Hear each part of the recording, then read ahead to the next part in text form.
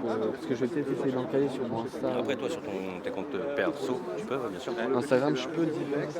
Ouais, ton père. Premier. D'accord. Voilà. Ah, là, on a des choses, on fera quelque chose. Ouais, on fera une petite bougie. Vous pouvez limite, si vous Voilà, êtes les gars. On se met derrière, ouais, peut-être. Allez. Comme ça, on la tient bien.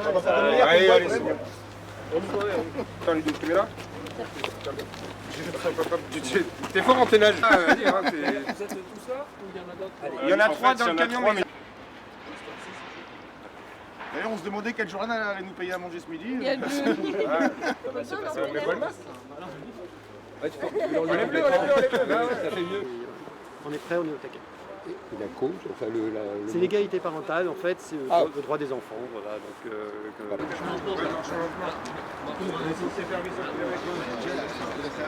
C'est bon, c'est fait là. Ouais, voilà.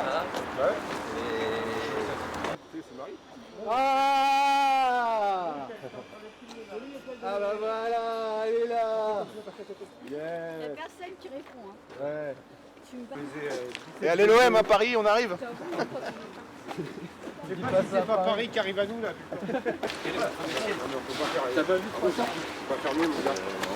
Non, enfin, en même temps, tu t'attendais, mais pas. Non.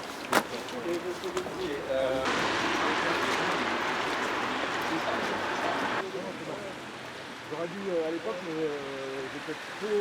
J'en avais ras-le-bol. Vraiment ras-le-bol.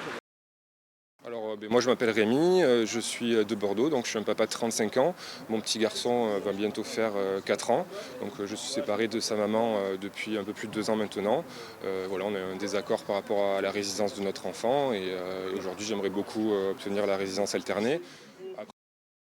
Vraiment d'appuyer là-dessus, nous on ne fait pas du tout cette action pour défendre des cas ou des situations personnelles. On essaye vraiment de porter des revendications sérieuses pour faire évoluer vraiment le code civil et la loi au niveau national, notamment en s'appuyant sur plusieurs propositions de loi qui sont en cours et aussi des études scientifiques documentées les plus récentes, notamment pour la résidence alternée, qui sont valables également pour les jeunes enfants. C'est des études internationales validées par des centaines d'experts et nous vraiment on aimerait bien que la France et que la justice française essayent de les regarder un peu plus et s'appuient là-dessus.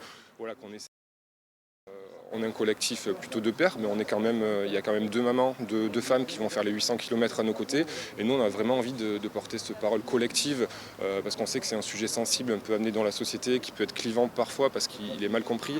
Donc nous, on veut vraiment essayer de rassembler tout le monde et que ces mesures soient portées vraiment dans l'intérêt des enfants en priorité, et pour tous les parents, et aussi pour les grands-parents, puisqu'on les oublie souvent, mais quand il y a des difficultés au sein des familles, les grands-parents en souffrent aussi.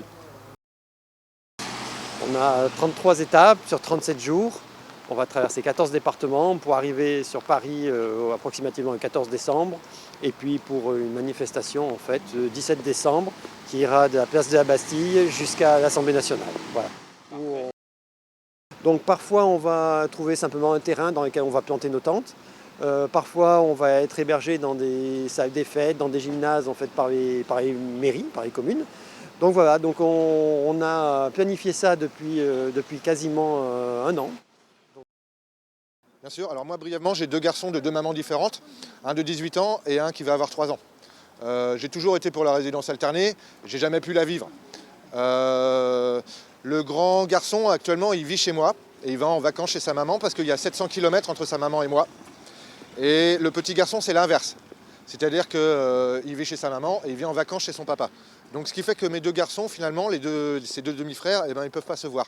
Ils sont sur dans tout ce qu'on a pu lire sur les rapports de pédopsychologie, pédopsychiatrie, on a pu se rendre compte en fait que les indicateurs de bien-être, de résultats scolaires et d'épanouissement personnel étaient intimement liés en fait au mode de résidence. Effectivement, dans les cas où la résidence est partagée, c'est là où les enfants ont les meilleurs résultats scolaires, c'est là où les enfants ont les meilleurs indicateurs de bien-être.